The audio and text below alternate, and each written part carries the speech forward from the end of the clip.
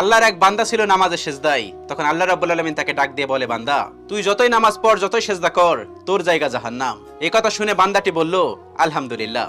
আল্লাহ তখন বলে, এই বান্দা, জাহান্নামের কথা শুনে কেউ আলহামদুলিল্লাহ কয়? বান্দা তখন বলে, আল্লাহ, জাহান্নামের মালিকও তুমি, জান্নাতের মালিকও তুমি। তুমি আল্লাহ খুশি হয়ে যদি আমাকে জাহান্নামও দাও, তাও আমার আপত্তি করার কোনো অধিকার নেই।